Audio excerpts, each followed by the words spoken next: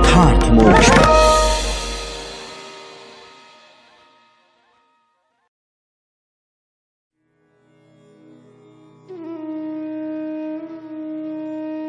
सातवां अध्याय, भगवान के लीला अवतारों की कथा।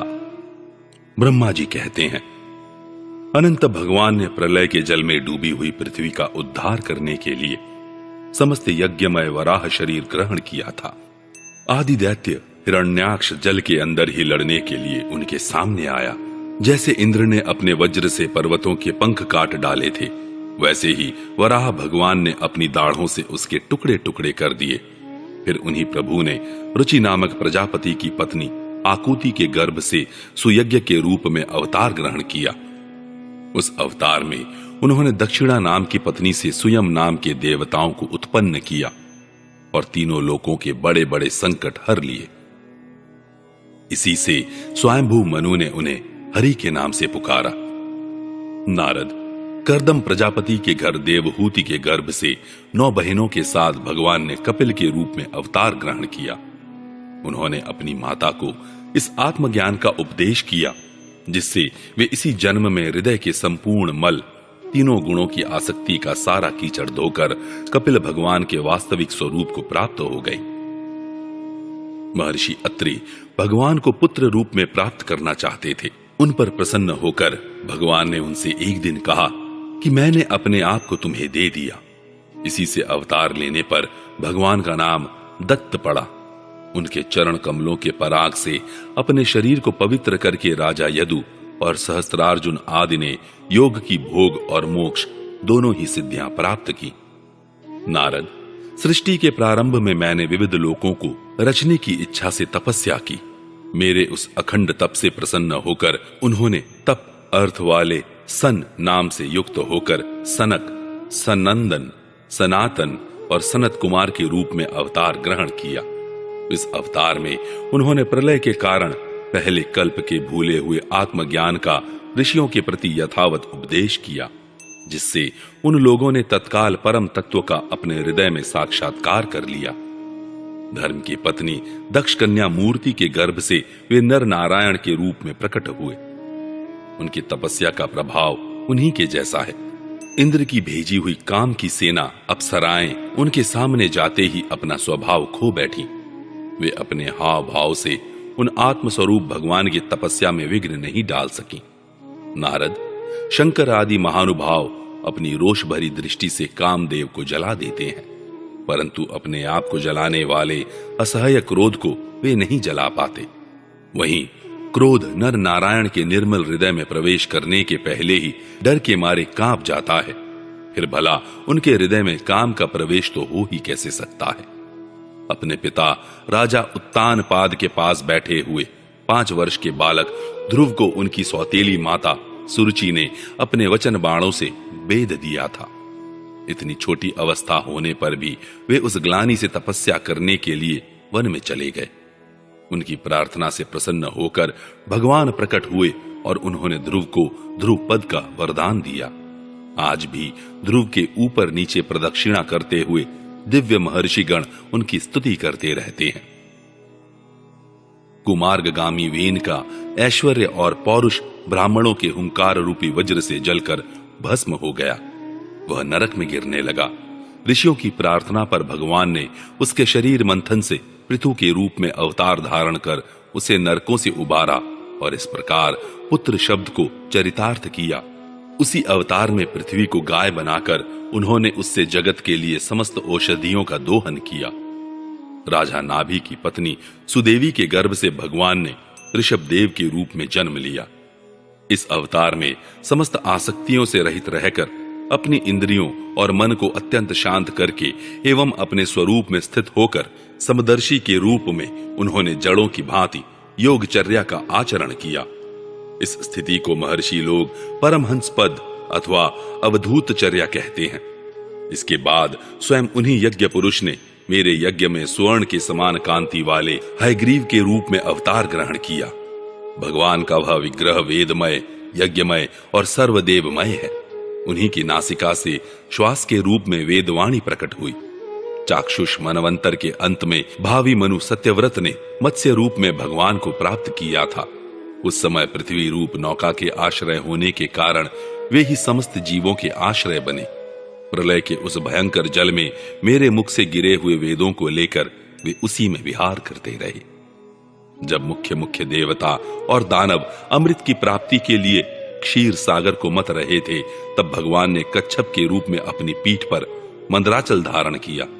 उस समय पर्वत के घूमने के कारण उसकी रगड़ से उनकी पीठ की खुजलाहट थोड़ी मिट गई, जिससे वे कुछ क्षणों तक सुख की नींद सो सके। देवताओं का महान भय मिटाने के लिए उन्होंने नृसिंह का रूप धारण किया। फड़कती हुई भौहों और तीखी दाढ़ों से उनका मुख बड़ा भयावना लगता था। हिरण्यकशिपु उन्हें देखते ही हाथ में गदा लेकर उन पर टूट पड़ा। इस पर भगवान नृसिंह ने दूर से ही उसे पकड़कर अपनी जांघों पर डाल लिया और उसके छटपटाते रहने पर भी अपने नखों से उसका पेट फाड़ डाला। बड़े भारी सरोवर में महाबली ग्राह ने गजेंद्र का पैर पकड़ लिया। जब बहुत थककर वह घबरा गया, तब उसने अपनी सूंड में कमल लेकर भगवान को पुकारा, हे आदि पुरुष, हे समस्त लोकों के स्वामी, हे श्रवण मात्र से कल्याण करने वाले। उसकी पुकार सुनकर अनंत शक्ति भगवान चक्रपाणी गरुड़ की पीठ पर चढ़कर वहां आए और अपने चक्र से उन्होंने ग्राह का मस्तक उखाड़ डाला। इस प्रकार कृपा परवश भगवान ने अपने शरणागत गजेंद्र की सूंड पकड़कर उस विपत्ति से उसका उद्धार किया। भगवान वामन अदिति के पुत्रों में सबसे छोटे थे, परंतु गुणों की दृष्टि से वे सबसे बड़े थे, क्योंकि यज्ञ पुरुष भगवान ने इस अवतार में बलि के संकल्प छोड़ते ही संपूर्ण लोकों को अपने चरणों से ही नाप लिया था। वामन बनकर उन्होंने 3 पग पृथ्वी के बहाने बलि से सारी पृथ्वी ले तो ली, परंतु उससे यह बात सिद्ध कर दी कि सन्मार्ग पर चलने वाले पुरुषों को याचना के सिवा और किसी उपाय से समर्थ पुरुष भी अपने स्थान से नहीं हटा सकते, ऐश्वर्य से च्युत नहीं कर सकते। दैत्यराज बलि ने अपने सिर पर स्वयं वामन भगवान का चरणामृत धारण किया था। ऐसी स्थिति में उन्हें जो देवताओं के राजा इंद्र की पदवी मिली, इसमें कोई बलि का पुरुषार्थ नहीं था। अपने गुरु शुक्राचार्य के मना करने पर भी वे अपनी प्रतिज्ञा के विपरीत कुछ भी करने को तैयार नहीं हुए। और तो क्या, भगवान का तीसरा पग पूरा करने के लिए उनके चरणों में सिर रखकर उन्होंने अपने आप को भी समर्पित कर दिया। नारद, तुम्हारे अत्यंत प्रेम भाव से परम प्रसन्न होकर हंस के रूप में भगवान ने तुम्हें योग, ज्ञान और आत्म तत्व को प्रकाशित करने वाले भगवत धर्म का उपदेश किया। वह केवल भगवान के शरणागत भक्तों को ही सुगमता से प्राप्त होता है। वे ही भगवान स्वयंभू आदि मनवंतरों में मनु के रूप में अवतार लेकर मनुवंश की रक्षा करते हुए 10 दिशाओं में अपने सुदर्शन चक्र के समान तेज से बेरोक टोक निष्कंटक राज्य करते हैं। तीनों लोकों के ऊपर सत्यलोक तक उनके चरित्रों की कमनीय कीर्ति फैल जाती है और उसी रूप में वे समय समय पर पृथ्वी के भारभूत दुष्ट राजाओं का दमन भी करते रहते हैं। स्वनाम धन्य भगवान धनवंतरी अपने नाम से ही बड़े बड़े रोगियों के रोग तत्काल नष्ट कर देते हैं। उन्होंने अमृत पिलाकर देवताओं को अमर कर दिया और दैत्यों के द्वारा हरण किए हुए उनके यज्ञ भाग उन्हें फिर से दिला दिए। उन्होंने ही अवतार लेकर संसार में आयुर्वेद का प्रवर्तन किया। जब संसार में ब्राह्मण द्रोही आर्य मर्यादा का उल्लंघन करने वाले नारकीय क्षत्रिय अपने नाश के लिए ही दैववश बढ़ जाते हैं और पृथ्वी के कांटे बन जाते हैं, तब भगवान महापराक्रमी परशुराम के रूप में अवतीर्ण होकर अपनी तीखी धार वाले फरसे से 21 बार उनका संहार करते हैं। मायापति भगवान हम पर अनुग्रह करने के लिए अपनी कलाओं भरत, शत्रुघ्न और लक्ष्मण के साथ श्री राम के रूप से इक्ष्वाकु के वंश में अवतीर्ण होते हैं। इस अवतार में अपने पिता की आज्ञा का पालन करने के लिए अपनी पत्नी और भाई के साथ वे वन में निवास करते हैं। उसी समय उनसे विरोध करके रावण उनके हाथों मरता है।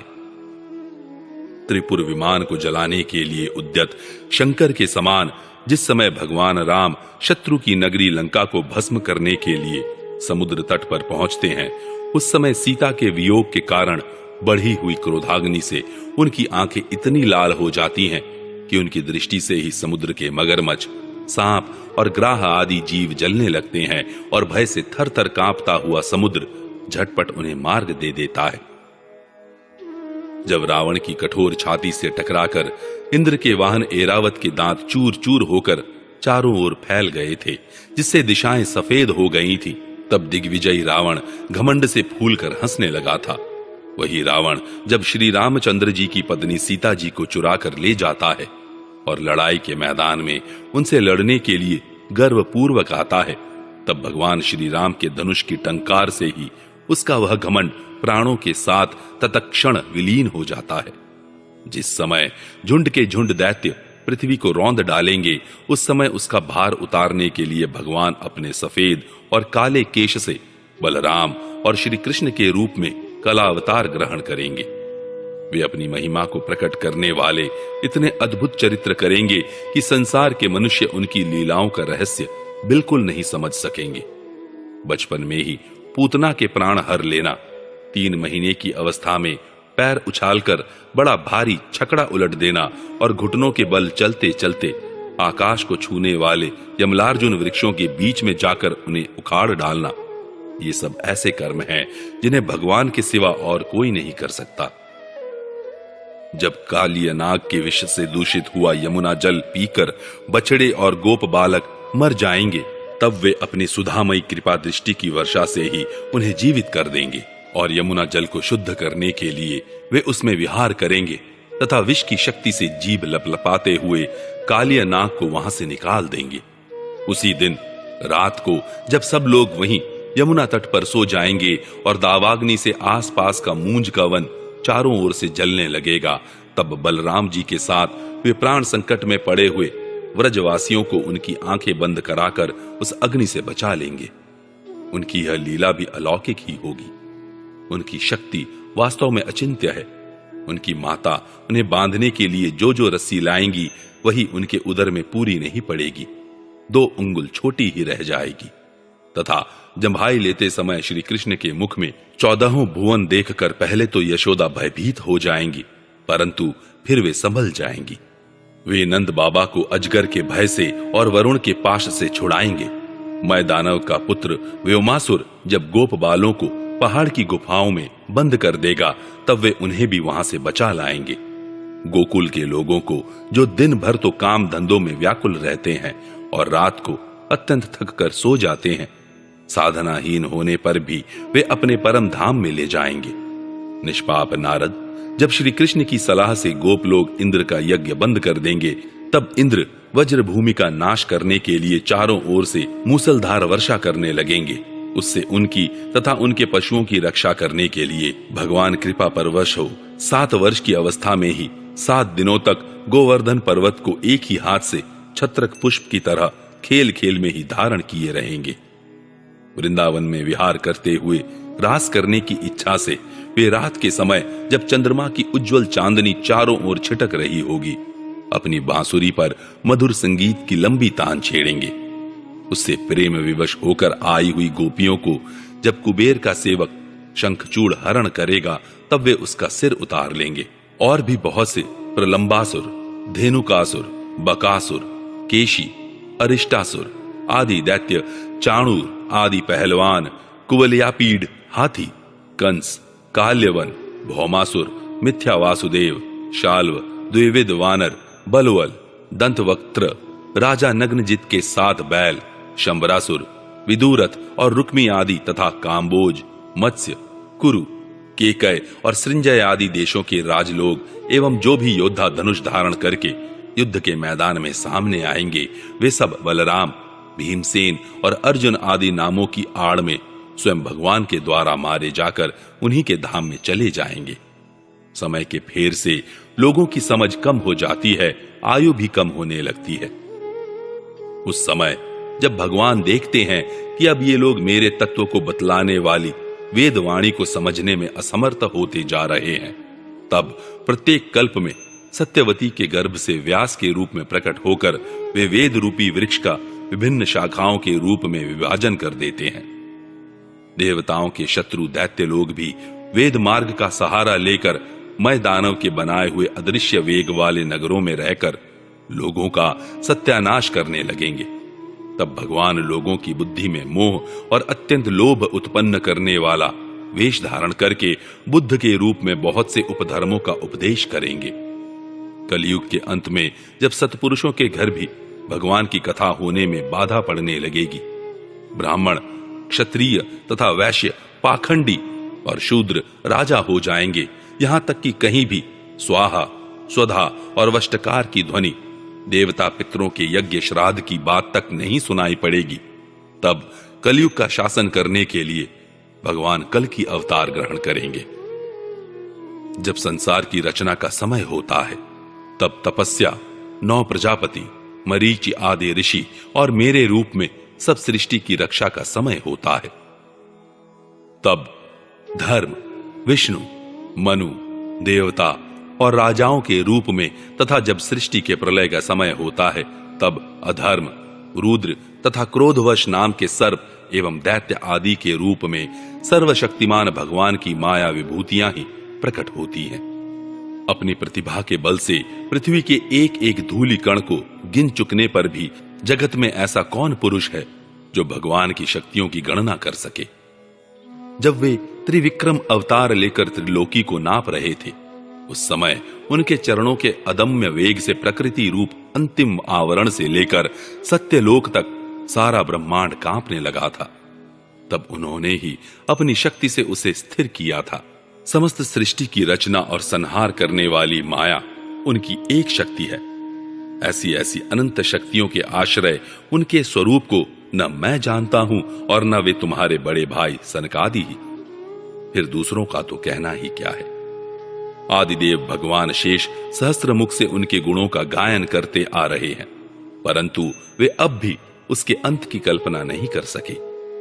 जो निष्कपट भाव से अपना सर्वस्व और अपने आप को भी उनके चरण कमलों में निछावर कर देते हैं, उन पर वे अनंत भगवान स्वयं ही अपनी ओर से दया करते हैं और उनकी दया के पात्र ही उनकी दुस्तर माया का स्वरूप जानते हैं और उसके पार जा पाते हैं। वास्तव में ऐसे पुरुष ही कुत्ते और सियारों के कलेवा रूप अपने और पुत्रादि के शरीर में यह मैं हूं और यह मेरा है ऐसा भाव नहीं करते। प्यारे नारद, परम पुरुष की उस योग माया को मैं जानता हूं तथा तुम लोग भगवान शंकर, दैत्य कुलभूषण प्रहलाद, शतरूपा, मनुपुत्र प्रिय व्रत आदि प्राचीन बरही, ऋभु और ध्रुव भी जानते हैं। इनके सिवा इक्ष्वाकु, पुरुरवा, मुचुकुंद, जनक, गाधि, रघु, अम्बरीश, सगर, गय, ययाति आदि तथा मानधाता, अलर्क, शतधनवा, अनु, रंतिदेव, भीष्म, बलि, अमूर्त्यरय, दिलीप, सौभरी, उत्तंक, शिबी, देवल, पिप्पलाद, सारस्वत, उद्धव, पराशर, भूरिशेण एवं विभीषण, हनुमान, शुकदेव, अर्जुन, आरष्टिशेण, विदुर और श्रुतदेव आदि महात्मा भी जानते हैं, जिन्हें भगवान के प्रेमी भक्तों का सा स्वभाव बनाने की शिक्षा मिली है। वे स्त्री, शूद्र, हूण, भील और पाप के कारण पशु पक्षी आदि योनियों में रहने वाले भी भगवान की माया का रहस्य जान जाते हैं और इस संसार सागर से सदा के लिए पार हो जाते हैं। फिर जो लोग वैदिक सदाचार का पालन करते हैं, उनके संबंध में तो कहना ही क्या है। परमात्मा का वास्तविक स्वरूप एक रस, शांत, अभय एवं केवल ज्ञान स्वरूप है। न उसमें माया का मल है और न तो उसके द्वारा रची हुई विषमताएं ही। वह सत और असत दोनों से परे है। किसी भी वैदिक या लौकिक शब्द की वहां तक पहुंच नहीं है। अनेक प्रकार के साधनों से संपन्न होने वाले कर्मों का फल भी वहां तक नहीं पहुंच सकता। और तो क्या, स्वयं माया भी उसके सामने नहीं जा पाती, लजाकर भाग खड़ी होती है। परम पुरुष भगवान का वही परम पद है। महात्मा लोग उसी का शोक रहित अनंत आनंद स्वरूप ब्रह्म के रूप में साक्षात्कार करते हैं। संयमशील पुरुष उसी में अपने मन को समाहित करके स्थित हो जाते हैं। जैसे इंद्र स्वयं मेघ रूप से विद्यमान होने के कारण जल के लिए कुआं खोदने की कुदाल नहीं रखते, वैसे ही वे भेद दूर करने वाले ज्ञान साधनों को भी छोड़ देते हैं। समस्त कर्मों के फल भी भगवान ही देते हैं, क्योंकि मनुष्य अपने स्वभाव के अनुसार जो शुभ कर्म करता है वह सब उन्हीं की प्रेरणा से होता है। इस शरीर में रहने वाले पंचभूतों के अलग अलग हो जाने पर जब यह शरीर नष्ट हो जाता है, तब भी इसमें रहने वाला अजन्मा पुरुष आकाश के समान नष्ट नहीं होता। बेटा नारद, संकल्प से विश्व की रचना करने वाले षडैश्वर्य संपन्न श्री हरि का मैंने तुम्हारे सामने संक्षेप से वर्णन किया। जो कुछ कार्य कारण अथवा भाव अभाव है वह सब भगवान से भिन्न नहीं है। फिर भी भगवान तो इससे पृथक भी हैं ही। भगवान ने मुझे जो उपदेश किया था वही यही भागवत है। इसमें भगवान की विभूतियों का संक्षिप्त वर्णन है। तुम इसका विस्तार करो। जिस प्रकार सबके आश्रय और सर्वस्वरूप भगवान श्री हरि में लोगों की प्रेममय भक्ति हो, ऐसा निश्चय करके इसका वर्णन करो। जो पुरुष भगवान की अचिंत्य शक्ति माया का वर्णन या दूसरे के द्वारा किए हुए वर्णन का अनुमोदन करते हैं अथवा श्रद्धा के साथ नित्य श्रवण करते हैं, उनका चित्त माया से कभी मोहित नहीं होता।